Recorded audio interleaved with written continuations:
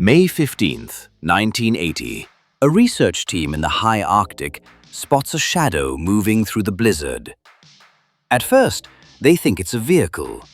It's too big to be an animal. But then, the shadow stands up. They were looking at a male polar bear weighing over 1,600 pounds. A biological tank that can smell a drop of blood from 20 miles away. In that moment, the researchers realized something terrifying. They weren't the ones watching him.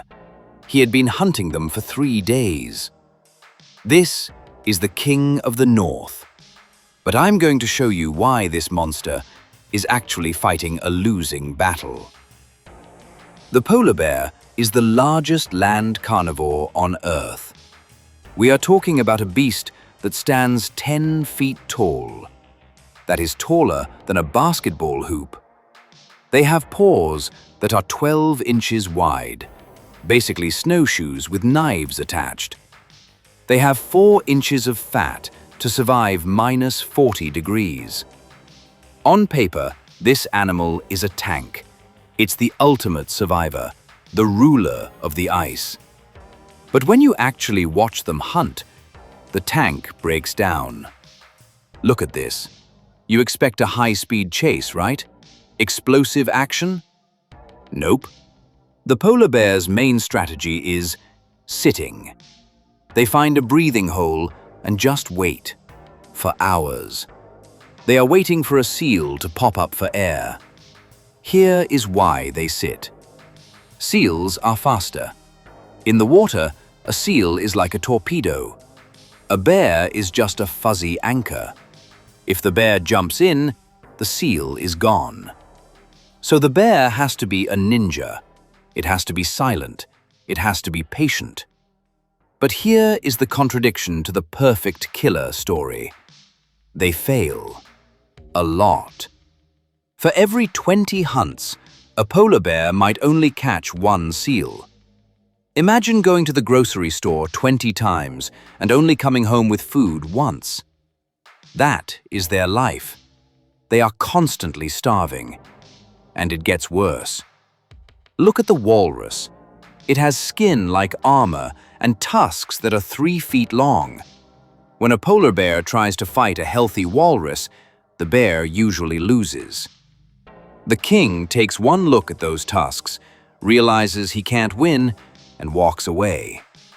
This is where everything falls apart. We think of them as these lonely, invincible wanderers. But the Arctic is so harsh that even the strongest bear gets desperate. When the ice melts and food is gone, they turn on each other. Big males will fight for territory. They tear each other apart. It's not noble, it's brutal survival. They aren't ruling the ice. They are barely surviving it. The king is constantly one bad day away from starvation. And then I found this. The King of the North, running away from dogs. Check this out. A mother bear and her cub are surrounded by a pack of wolves. Wolves are way smaller. In a fair fight, the bear crushes them. But the wolves have numbers. They nip at her heels. They surround her. And what does the ultimate predator do? She doesn't fight. She runs. She grabs her cub and dives into the freezing water to escape. The strongest animal on the ice has to hide in the ocean just to stay alive. So what does this actually mean? It means that in the wild, raw power is overrated. The polar bear isn't a mindless monster that smashes everything in its path. It's a calculator. It knows when to fight, when to wait, and when to run. Being the strongest doesn't matter if you're dead. The real superpower of the polar bear isn't its claws, it's knowing its limits. If you liked this video, you're going to love the orca deception.